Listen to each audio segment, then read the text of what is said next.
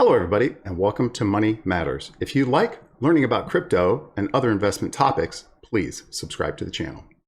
Let's get going. As a disclaimer, this is not financial advice, nor am I a financial advisor. Today, we are going to divert a little bit and talk about one specific coin, and that is the Tether stablecoin. Tether is the most popular and widely used stablecoin in the crypto world. It wasn't the first, and it's certainly not the last, but for reasons that are going to be identified a little bit later, it is the #1 used stablecoin. However, Tether's been riddled with controversies since its inception, and to this day shines a very dim light on itself and its place within the cryptocurrency world. So let's take a closer look and see if we can figure out what's going on. Tether as a company is part of an umbrella group, which is owned by, we'll get to that later. I can't remember right offhand, but it is part of a company that's owned by another exchange along with this company. That's, of course, where they first started using Tether. They used it as their stablecoin of choice for their particular platform. It has 13 employees. That is 13 employees in the entire company, which makes it the most valuable company per employee basis in the entire world. Another note, a very important note, is if you look down here, you can see that in these green columns, this is when Tether is being printed. There's no mechanical mechanism or automated smart contract or anything like that that prints Tether. It's an individual decision based on these 13 employees, or perhaps fewer than those 13 employees.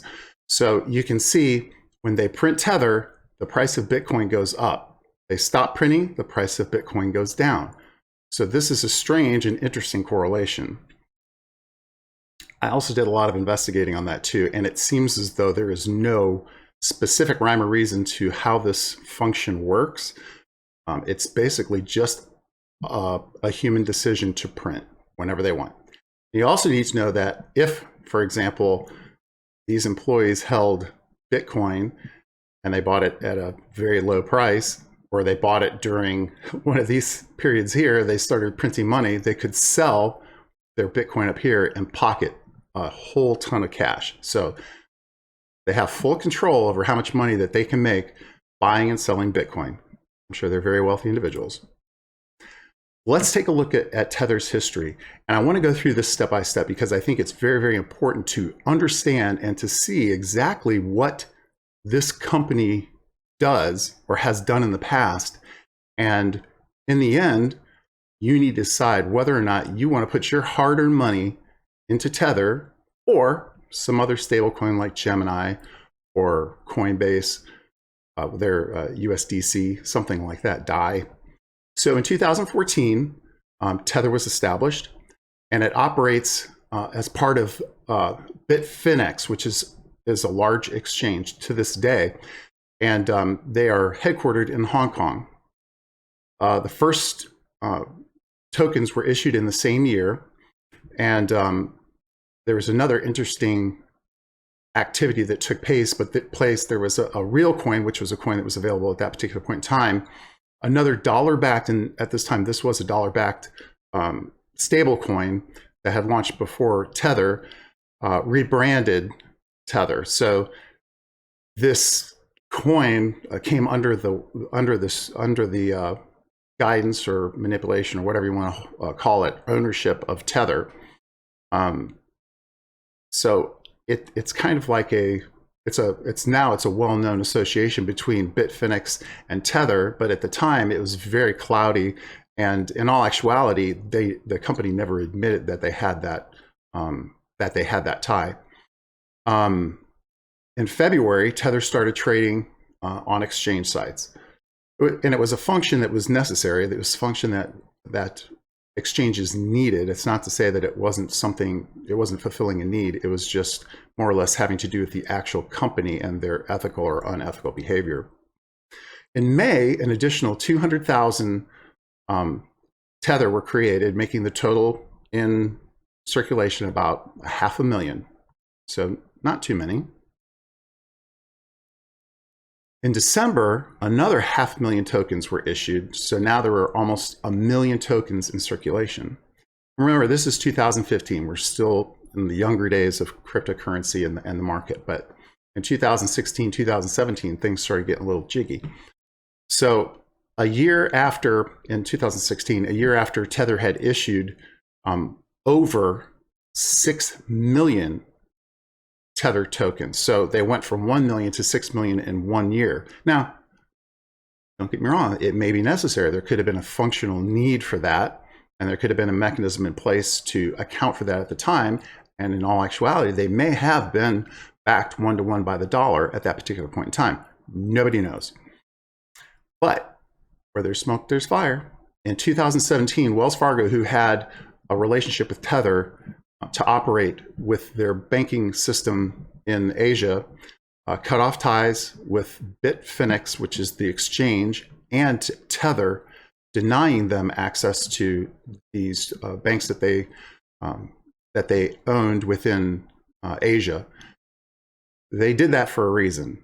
So nobody knows exactly why, but when a bank decides that they don't want to make money anymore for a specific reason, there should be something pretty substantial behind it. So that was the first kind of big red flag that went up with respect to Tether. In April, Bitfinex announced it would no longer be trading in BFX tokens, which were tokens that they actually converted. So what that meant is that a lot of times, like for example, Celsius uses Cell coins.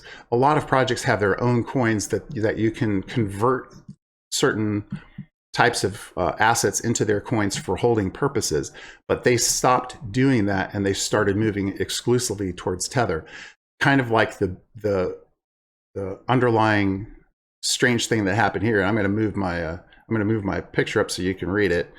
But there was this fella, Phil Potter, who is the CSO of Bitfinex, stated that tokens would later be converted to Tether. These tokens were supposed to be burned. All the previous BFX tokens were supposed to be burned. What happened when they took all of these tokens and converted them to Tether? Well, on their books, it shows that they increased their Tether and the dollar value associated with that Tether substantially by the number of tokens that they actually converted. So what that says is that instead of burning them, they vaporishly created money, and that's the end of that. Nobody said anything about it. Nobody did anything about it. They just created money. And to this day, they don't know how many of those tokens there were. Moving along, in April, Bitfinex accused of creating Tether tokens from nothing in an attempt to pay off its debt. At this point, there were over 55 million Tether coins in circulation. Now, this is very important because if I could just print money at my house, I would pay off all of my debts anytime I ever had a debt. And this is the first indication that Tether was using money that was in the system for stablecoin operation, that is the liquidity of operations, for their own personal use in paying off debt. Now, where did this debt come from? We don't know. Were they hacked? Did they lose money? Did the owners go on vacation? Who knows? But the fact of the matter is that they used that money to pay off debt, which is a big no-no. In April, interesting enough, the same month, Tether had fallen to 0.91 cents on the dollar.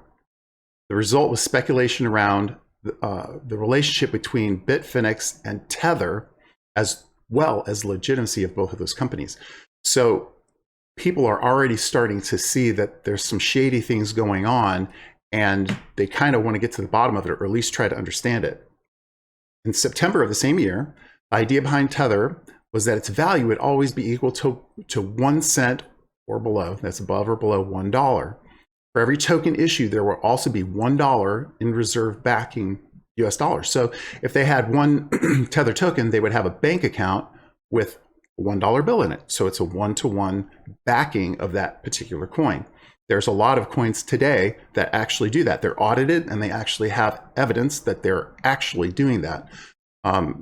Coinbase, USDC, Gemini are two of the main, Paxos I think is another one, that all have one-to-one backing for a US dollar. There's others that have the pound and euros and things like that, but those are the ones that kind of stick out for folks in the United States. But again, where there's smoke, there's fire.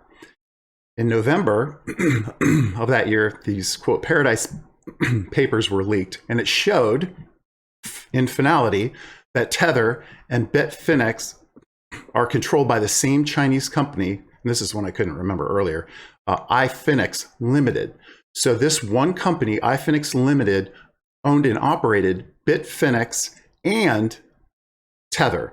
So for years, they, up until this point in time, when it came out in some sort of a secret paper, they had lied and said, until they got caught up here, that they had no relationship. And it was, oh, well, we use the same bank. That's about it. No relationship at all.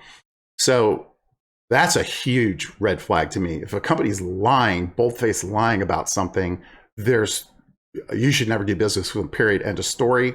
Walk away, save yourself. But we'll give them the benefit of the doubt and we'll go a little bit further. In the same month, in that November, Tether was hacked and on the 19th, and stated that you could no longer redeem Tether tokens for dollars. Well, more than likely, they didn't have dollars to give you. So you lost your money.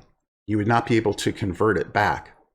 So if you have $100,000 worth of stablecoins and they give you an email saying, hey, sorry, we were hacked, you don't get any of your money back, that's a pretty terrible thing.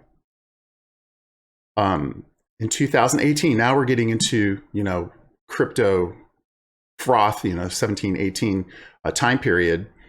Amid sudden crash of Bitcoin, Tether issued $850 million in Tether alone, just in 1 month. That's almost $1 billion worth of Tether if it was $1. In June of that year, the University of Texas published a study that strongly implied that Tether was being used to manipulate the price of Bitcoin. I've put a link to this very, very long paper that was written by several professors in the description. I actually read it. It was horrifyingly detailed, but there is no doubt in my mind to this day that the price of Bitcoin is being manipulated by the 13 employees at Tether. If you read it, you will understand how and why. In October of that year, and whether there's an association between this article or the rumblings that Tether is kind of an unscrupulous company, Tether dropped to 85 cents. The value dropped to 85 cents. And again, why would the value of something that's backed by something worth $1 drop? It doesn't make any sense. If it's a one-to-one peg, then it should be worth $1, no matter what happens to the company. In December, Tether issued over 1 billion Tether. That's in 2018. Do you remember what happened in 2018? Bitcoin went to $20,000 very quickly. That was no accident. This $1 billion printing of Tether was no accident. In 2019, General Counsel for Tether, this is their attorneys, admitted most tokens were only 75% backed by the US dollar. There's still no transparency. There's still no documentation. There's still no evidence. There's still no audit. This is just what their attorney said. Tether is not backed by the US dollar, period, end of story. They've now admitted it. They claim to be the 7th largest holder of commercial papers in the entire world, expecting to become the largest by the end of 2021. If that doesn't horrify you, I don't know what will. Less than 4%, in fact, it's actually 2.9%. I looked this up, did a lot of research. 2.9% of all Tether is backed by the US dollar. Not 100%, less than 3%. This is their own chart showing the different types of things that they have backing their Tether. Commercial paper, that's not a dollar. Cash, that's a dollar. None of this other stuff is worth anything as far as functional operations go. They cannot be liquidated into a dollar to pay people when they want their money. Another interesting fact is that in 2019, on Tether's website, they stated 100% backed. Every Tether is always backed one-to-one by traditional currency held in our reserves. So one Tether is always equivalent to $1. That was in 2019. Amidst all the pressure and all the stories that have been coming out in 2021, this is what their website says. 100% backed. Every Tether is always 100% backed by our reserves, which include traditional currency and cash equivalents, and from time to time may include other assets and receivables from loans made by Tether to third parties, which may include affiliate entities, collectively known as reserves. If you're not familiar with legal mumbo jumbo, this is basically saying, yeah, our stuff is not backed by US dollars, it's backed by a bunch of other crap. Let's look at what some well-known individuals and entities are actually saying about Tether. If you know Vitalik Buterin, who is the man behind Ethereum, a pretty smart individual, he was on the Tim Ferriss show, and he, quote, stated, "I think that Bitcoin ecosystem does have its own ticking time bomb demons too, like Tether is one example." Why would one of the smartest men in crypto make that comment? Why? Because he's a smart man. He knows what's going on.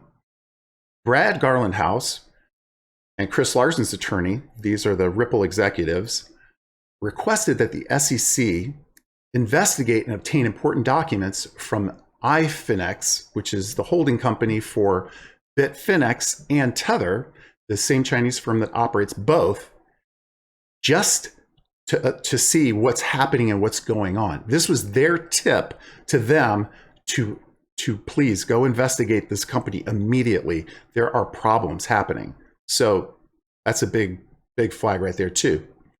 But more importantly, let's look at the New York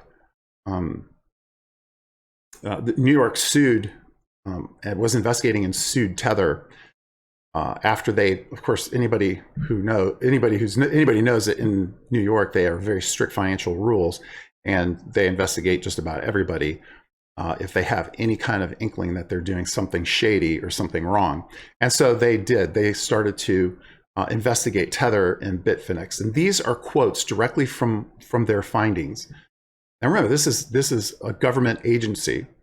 Bitfinex and Tether deceived clients and market by overstating reserves, hiding approximately $850 million in losses around the globe.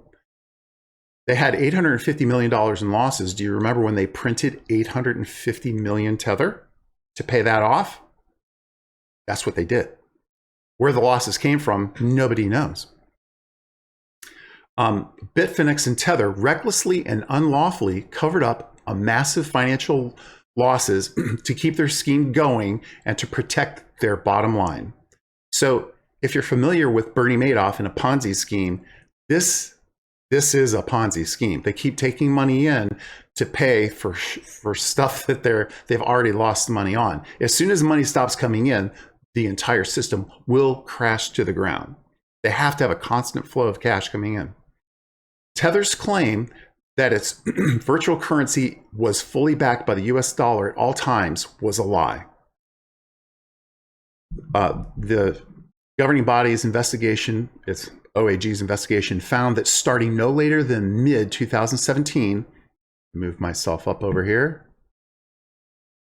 Tether had no no access to banking, zero, no bank accounts, nothing, anywhere in the world.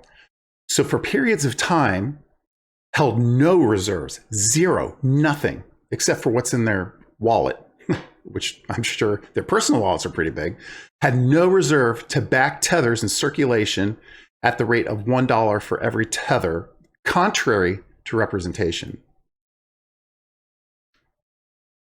I don't know what to say.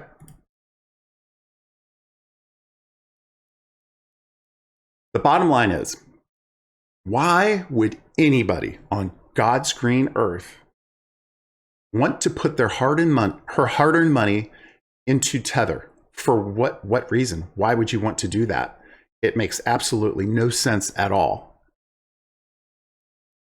You're putting money into a company that we've just covered has tons of different shady activities going on.